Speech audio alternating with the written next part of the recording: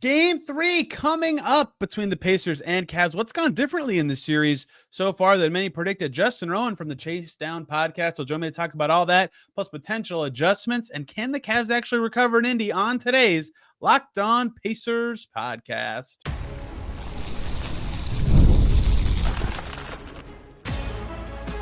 You are Locked On Pacers, your daily Indiana Pacers podcast, part of the Locked On Podcast Network. Your team every day.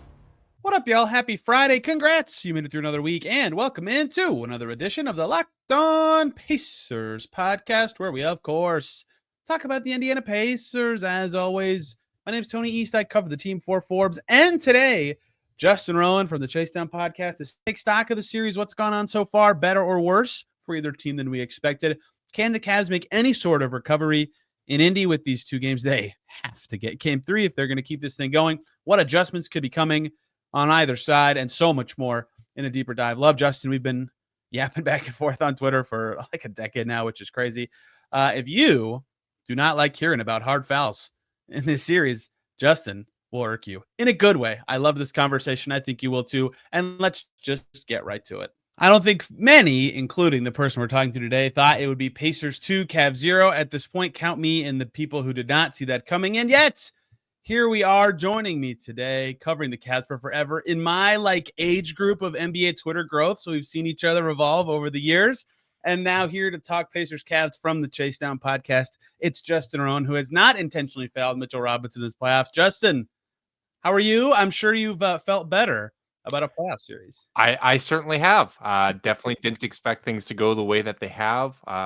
This is kind of the second year in a row that injuries have been a major storyline for the second round of the playoffs for the Cavs. A little unfortunate anytime you're in one of those situations. Certainly frustrating to see that, the team had a real chance to even up the series and get it to a spot where you're sitting there being like, we really just got to get one in Indy, right? Like we just have to split the season series there. Then you go into a best of 3 where you have the 2 games at home. But ultimately, as we saw, that did not end up being the case. Thankfully, Markieff Morris not around to step on anybody on the way out of injuries this time around. Yep. Sometimes it feels good in the moment when you're being emotional. You want the retaliation.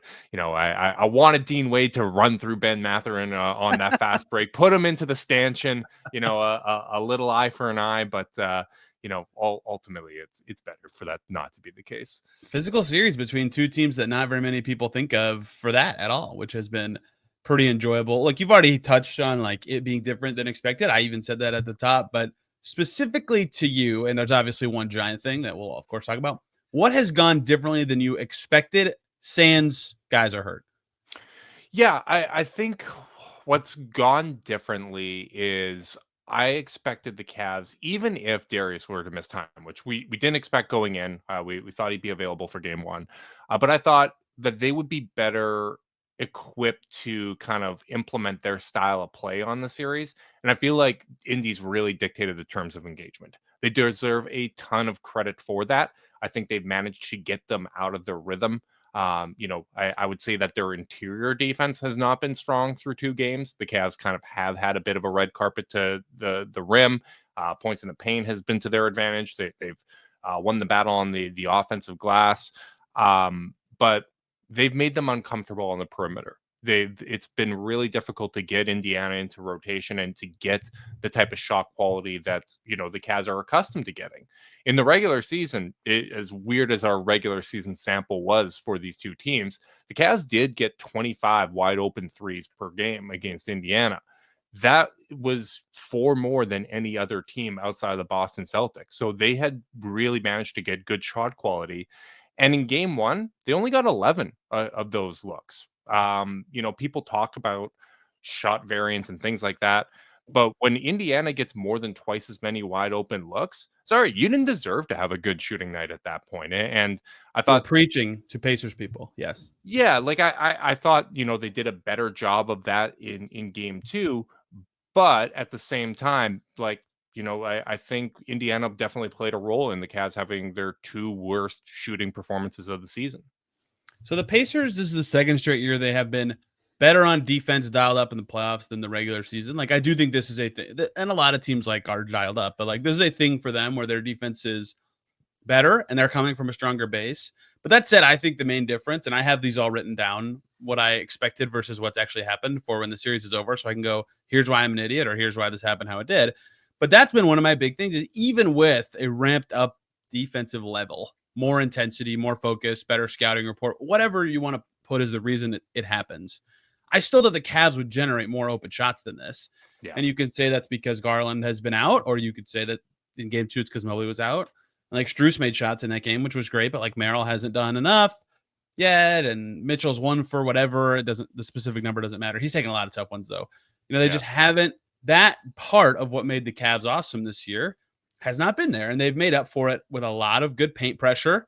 70 points to paint in game 1, a bunch of free throws, and 58 points to paint in game 2. Like, they've earned that part of their offense. Their offense has still been pretty good, but I have been impressed. And I don't know if surprise is the perfect word, but just, I did not expect the Pacers to be able to neutralize the open shot attempts from deep as well as they have. So just calling it straight up variance is just a little too strong of a word. Like, the Pacers obviously made some tough threes in the first game, right?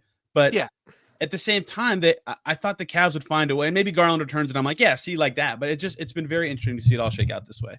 Yeah, I think, so often enough, variance doesn't get talked about. Like, there are going to be games where, hey, we got, like, I think back to the Cavs' first loss against Atlanta this season, where the Cavs had 32, 34 wide open threes, and they shot like 20% on those. Yeah, when you have a game like that, and the team that gets worse shot quality makes all of theirs, you can kind of chalk that up to shooting variance, right? Like, you look at, okay, what does Steph Curry shoot on wide open, completely uncontested looks? It's usually about 40%, 44%. There isn't a way that you can play defense that will make someone a better shooter than Steph Curry when he is wide open. Like, it just flat out does not exist. But I think the absence of Garland is a major part of this. It's been one thing, that I think flies under the radar and people don't recognize with the Cavs. Darius Garland is their most important player offensively for, the team's overall offensive health. When Donovan Mitchell came to Cleveland the first year, you look at that season and they had a top 5 offense with Darius on the court. They were 29th with him off of the court. Last year, when Darius wasn't himself and missed, 2 months with his jaw wired shut, they weren't able to muster a top 10 offense. This season, second best offense in NBA history. When Darius is off the court, it's the 13th. The drop-off is almost as dramatic as when Tyrese Haliburton is off the floor for the Pacers. The big difference is Donovan Mitchell is the one leading the offense when Darius is off the court. To make things even more dramatic, when Darius is on without Donovan, so the other half of that staggering equation, the offense is actually even better. They have an offensive rating of 125 when Darius is on the court without Donovan Mitchell. And that's over 2,000 possessions.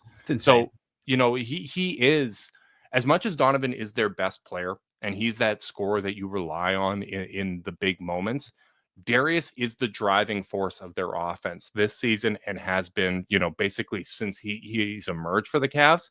And when you are missing the driver of your offense and the driver of your defense in Evan Mobley, and your guy that, hey, if we're going to go to a small ball look without the 2 bigs, we can go to DeAndre Hunter. He was a 20-point per game scorer in Atlanta. When you're missing that option as well, you really do start to see just like the vulnerabilities of this team. You get a little bit away from your identity. And I think it speaks to their overall depth and the margin for error that they have, that they were actually competitive in both of these games, despite everything that went wrong.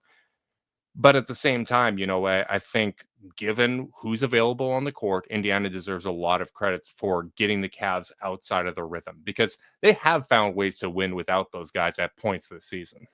Yeah, Wade Green threw me off as a small ball combo. Did not see that one coming in this series. And I get why it happened, but I was like, whoa, wait, what? It's that or Tristan Thompson. And I love Tristan. I appreciate, hey, Tristan having a throwback performance in 2018, Game 7 against Indiana, prevented the Pacers from winning that game and that series. Indy had a real chance to win that series. Tristan having a turn back the clock game in that game was a big factor.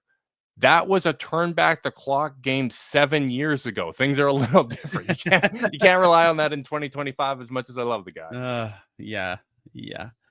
That series. Pacers fans do not like talking about that Hey, series. there's some similarities there. I think there was a missed goaltend for LeBron, And a in the game winner final for him. seconds of Yeah. the game. Yeah, Yeah. in that game-winning game. And the Cavs got their last 2-minute report apology after game 2 too. So it all ends up evening out in the end.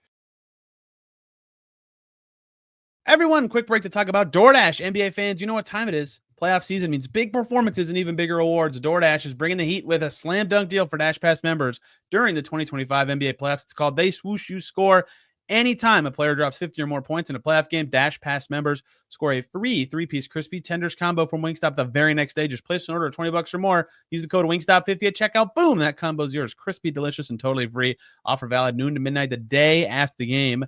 Terms apply. Whatever your go-to move is after an epic game. If you're ordering wings and reliving the highlights, you can be rewarded with free food. How about that? And if you've looked at delivery food and thought the fees, there's got to be a better way. Well, with DashPass, no delivery fees and exclusive perks like this one. How much could you save over a season? Here's the play. Sign up for DashPass to unlock this and more exclusive deals all season long. When any player scores 50 plus in a playoff game, DashPass members can grab a free 3-piece crispy tenders combo from Wingstop the next day with $20 plus order and code Wingstop50. That's DashPass. Your door to more savings, more flavor, and more ways to win. Terms apply. Alas. Love a good last 2 minutes report that no Oh one. yeah, that we're sorry. They're so either give us all 48 or just don't. Yeah. Like we all saw it. We all know what happened. The- Defensively, look, obviously Mobley missing a game. You can't evaluate the Cavs defense in that setting, whatever. But look, this is who the I thought Pacers they are. did a They're off. better job. I thought they did a much better job of containing dribble drive penetration. Yes, Like I thought, they switched less in game 2, and it yeah, was better, right? They much. kept Allen out of matchups that the Pacers were like, yep, Jared Allen on that guy, great, we're attacking that. That helped a lot. I think they got a little out of I don't know what the right word is, like thinking too much after the first quarter, and the Pacers were just boom, boom, boom, ready to go for it. But it was, I think they'll stick more to what they did in game 2 than game 1. I still thought they'd be a little bit better on defense in the Mobley game. The Pacers made a bunch of threes. Is there something to that? Is it just the playoffs? Did the Pacers just make a lot of shots so it feels different because the ball went in a lot? So the first half, I would say, was probably the worst defensive half I saw all season from Donovan. I thought Max had a terrible first half defensively. Like their ability to contain the point of attack was terrible. Sam Merrill really struggled at the point of attack. Yeah, And that was rough. That was rough. And it doesn't get talked about enough, but like if you look at the basketball index, like breakdowns defensively, Darius of their guards is their best point of attack defender. Like people will attack Darius because the Cavs are willing to give up switches so frequently, and he's going to be at a height disadvantage. But this isn't like a Trae Young scenario where, hey, or Tyler Hero, where we're just going to run offense at you and we're going to get by you every single time. Darius stays in front. Like he moves his feet. He's a very committed defender. He's someone that navigates screens really well. I think they have him in the 88th percentile for point of attack defense. Like you are missing him a little bit from that standpoint. So I thought the point of attack defense was terrible in the first half of that game. I thought they were too switch heavy in that game as well. And then they came out and it was better in the second half. Like I thought Max had a much better second half. I thought he was really good defensively in game 2 as well.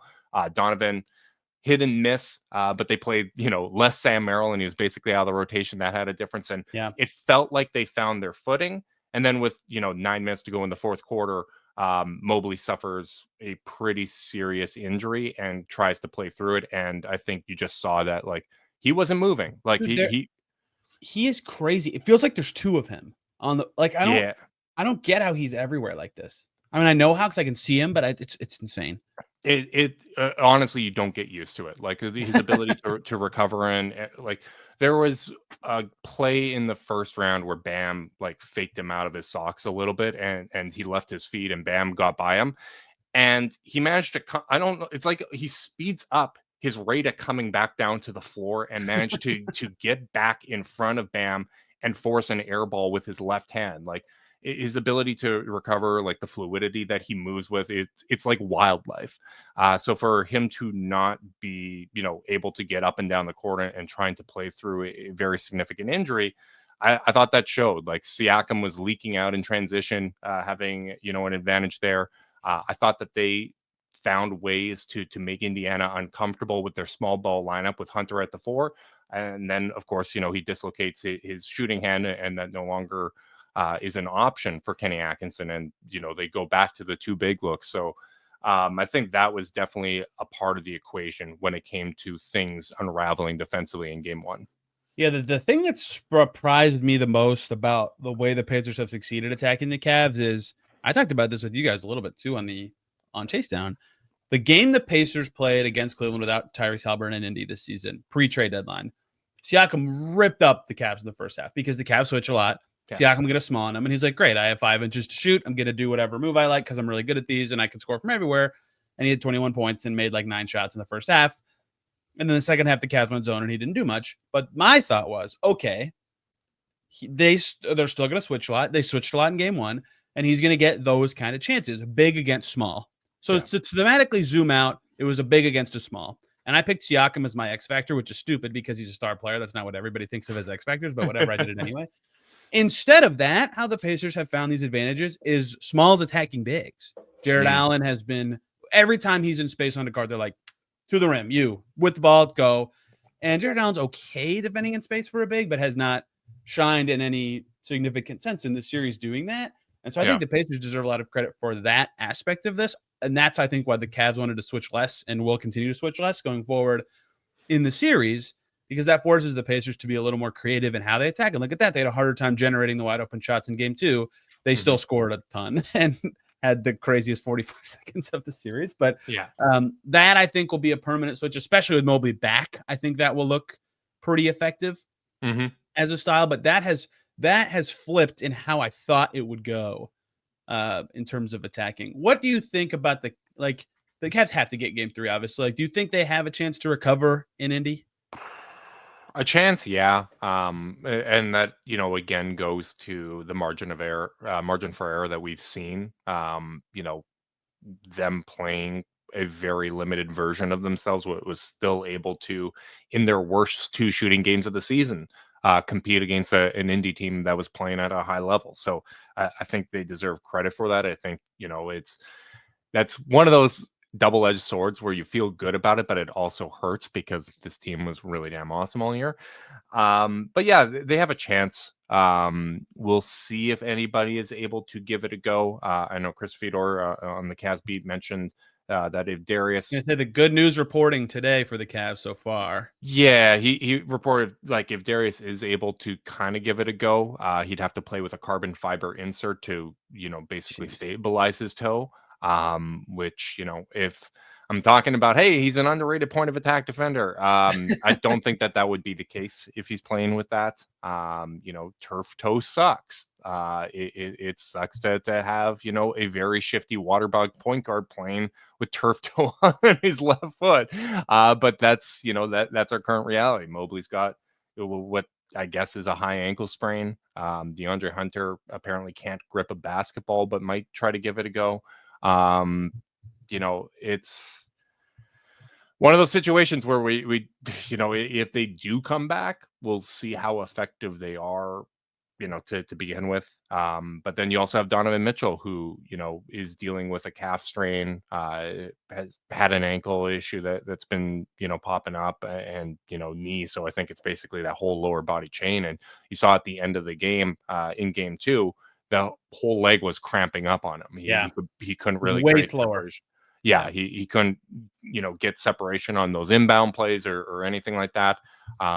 So you feel like there's a chance, but you have to wonder how much, that effort, the effort necessary to play at a level as good as the Indiana Pacers, which, I said before the series, I think Indy is the 3rd best team in the Eastern Conference. I think, honestly, me looking at how Boston's struggling right now in the Eastern Conference Finals right now, or not the Eastern Conference Finals, but against the New York Knicks, I think Indy's better than the Knicks. I think and the Knicks are up right now, so I feel Indy's got a real chance to make the NBA Finals here. So it's got to be an exciting time for you guys. But I kind of feel like this is quite the uphill climb with the availabilities.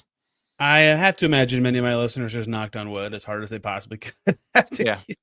No. Bad things just happen to everybody else. Don't you guys worry. We're you guys are the main. You guys are the main characters. We are simply the Tyrese Haliburton missing 2.5 games in the conference finals seems to be. Here's the thing. As I said, you want the retaliation. You want the hard foul, and I don't think that there was anything dirty with any of those Indiana plays. My biggest frustration is, hey, when you're not calling a foul on what should be reviewed as a flagrant, and they're going out getting a 5-on-4 3-pointer every single time this happens, that's going to be a little bit annoying. But I said on our last podcast, you got to give them credit. When they know that they're going for a foul, it's a hard playoff foul. They're finishing their checks. We're wrapping up guys around the neck, we're sometimes even with our legs with Aaron Neesmith. They're doing their playoff fouls. I think all of them are fine. It's just, when you get a two-hand shove in midair to make someone earn it at the line and there isn't even a whistle, those are the types of situations that will drive someone crazy. Yeah, and their fouls are just dangerous, right? That's why Siakam got that very touchy foul early in game 1, right? The league has made it clear they want to call those. And I am fine with that. Let us be consistent in these situations. Yes. As someone that's gotten hurt on one of those plays back when I was playing, that is just automatically I start seeing red. I lose all context. I'm changing your chase down pod thing on the screen to real hooper who used to play Justin Rowan. Right. Thank you very much. But it basically it turns into that moment in the Always Sunny courtroom where I'm screaming bring me their eyes. I want vengeance in those spots. I did think the Cavs would come in with a hard screen or two to start game 2. That I didn't really feel like it happened. Again. I think they're towing a hard line where they didn't feel like anything was dirty, but guys got hurt, right? Want to, and the other thing is when you're not calling a foul on it, I felt like there was a couple of those, even in game 2 where, all right, Donovan's going up in the air and Mathurin's got a little bit of a wind up. I don't think it should be even called for a flagrant. I didn't think that the play on DeAndre Hunter should have been a flagrant. Thought it should have been a foul.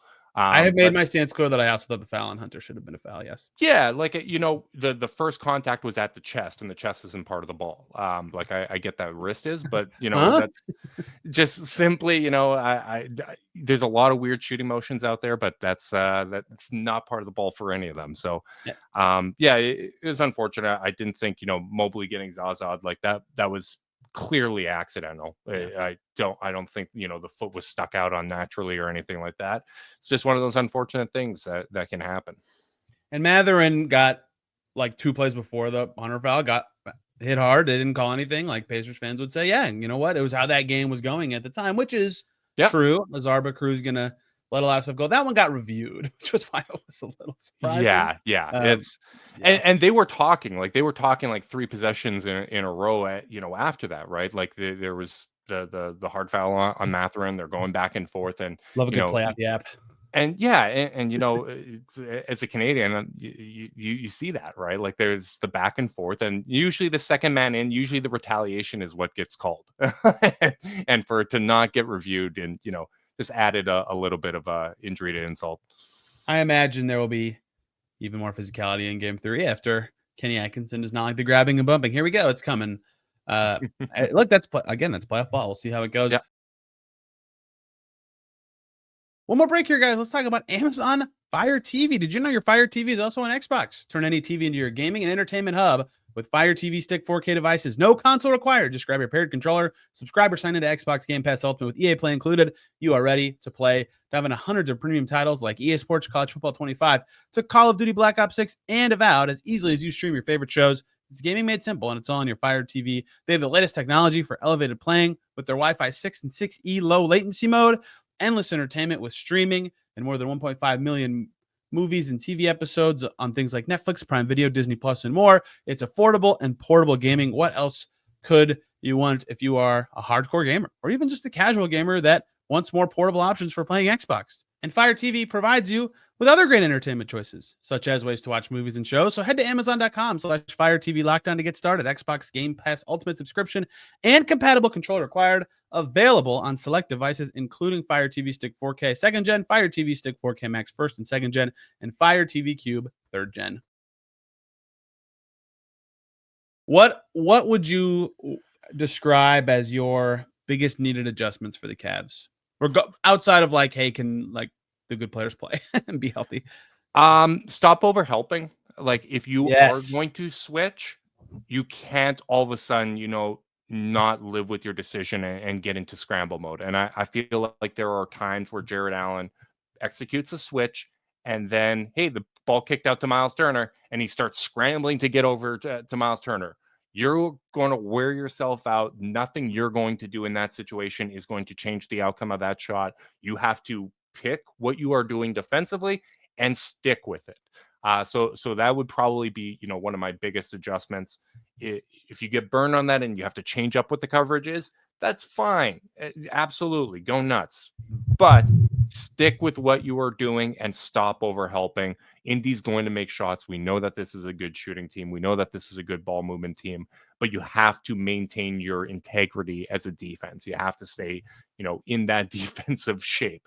And I just feel like they haven't done that. And it's something that has popped up at times this season, but I think it's just kind of, been more dramatic given, what the series has been. I get like the natural part of overhelping. The problem with the Pacers specifically too is they have a lot of guys who can actually throw a skip pass. So all of a sudden, if you're one step in too far and you're not even supposed to be in at all, oh, that ball's flying over your head, right? Someone is now catching with a chance to shoot or fake and drive or do something with space or an advantage or a mismatch or something. And like Tyrese Haliburton will see it immediately. And TJ McConnell's and Andrew Nembhard just had 13 assists or 12, whatever. Dude, like that's the beautiful thing about what the Pacers do offensively. They fight human nature. They understand what players are going to do. Like, you're going to slack off in these kinds of situations, and we are anticipating that, and we are going to take advantage of that. We are going to, leak out in creative ways. At the end of every single quarter, we are going to get a corner 3-point shot and make every single one of those for some reason. Like, that the Cavs just have those little lapses, which, that's why on our Game 2 podcast, I'm like, I know we're going to get a last 2-minute report apology, and it should have been at the very least a jump ball in those situations, but I want to focus on the stuff that's actually within your control. And these little mistakes you make, this lack of focus for 4 seconds at the end of a quarter where Indy's getting clean looks from 3, and it doesn't feel bad in the moment. Hey, they cut it from 17 to 14, but all of that stuff, everything you do through 48 minutes matters a ton. And I think cleaning up those little things, whether they want to call it fatigue or just mental lapses, however you want to classify it, you can't act like you have had you still have the margin for error that you've had all season long. And I think maybe that's one of those spots where the depth that they're accustomed to having and the margin for error that they're accustomed to having all season has not prepared them for what they need to do shorthanded or limited against Indiana. Pacers have talked about the possession battle being something they would like to adjust to a lot, which is just play better, don't turn it over, be better on the glass, stuff like that. In terms of tactical stuff that I'd be interested in, they have talked about defending Mitchell better. If you could just snap your fingers and defend Donovan Mitchell, every team would do that. You can't. He's really good. But I would send more help to him and make other guys do something in this series, especially if Garland does not play or whatever version of him, 80%, 70%, 90%, whatever is playing. Strus had a great game too. I thought, I assume you guys would agree. He played pretty well. And the game hit what I thought was a dagger. I would this season, Tony East would have tweeted dagger 3 for Max Strus, but I've seen the Pacers do some nonsense in the final minute of games enough to know maybe not a dagger, probably a dagger, maybe not. Strus played well. Okay, that's fine. They had Strus like running pick and roll in the third quarter of game 1 at times, which I thought was actually a little confusing, but I guess whatever. Strus has been good. It's been really effective. Like that's the wild thing. That was one of the things that they actually gained last year, because it was funny. We actually talked to Max at media day, and I was like, hey, like, your efficiency dropped off a little bit last season in Miami. You were playing a lot of that season without a point guard. Like Kyle Lowry was out for times and they didn't really have a backup. It was weird. Are you looking forward to having solid point guard play in Cleveland? Then know what happened? Game 1. Ty Jerome out for the year with an ankle injury.